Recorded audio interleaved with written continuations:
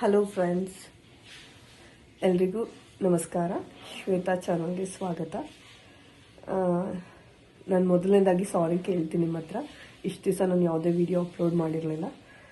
ಅದಕ್ಕೆ ಕಾರಣ ಟ್ರಿಪ್ ಹೊರಟಿದ್ವಿ. ಹಾಗೆ ಅಮ್ಮ ಮನೆ ಮತ್ತು ಪರ್ಸ್ನಲ್ ಕೆಲವೊಂದು ಕೆಲಸಗಳಿತ್ತು. ಹಾಗೆ ಅತ್ತೆ ಮನೇಲಿ ಆರತಿ ಇತ್ತು.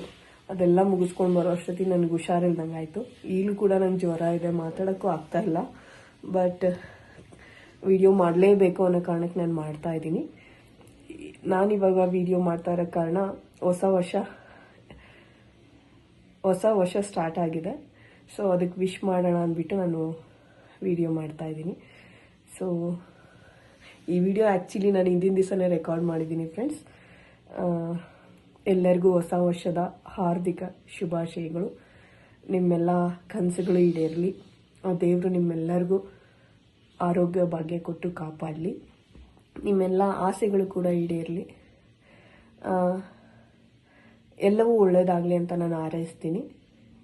ಈ ಒಂದು ಹೊಸ ವರ್ಷ ಯಾರ್ಯಾರಿಗೆ ಏನೇನು ದೇವರು ಬೇಡಿಕೆಗಳನ್ನ ಈಡೇರಿಸಿಲ್ವ ಆ ಎಲ್ಲ ಬೇಡಿಕೆಗಳನ್ನ ಈಡೇರಿಸಲಿ ಅಂತ ನಾನು ಕೇಳ್ಕೊಳ್ತೀನಿ.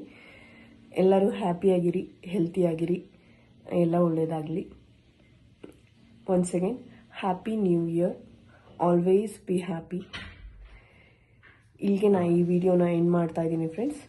ಈ ವಿಡಿಯೋ ನೋಡಿದ್ದಕ್ಕಾಗಿ ಥ್ಯಾಂಕ್ ಯು ಸೋ ಮಚ್.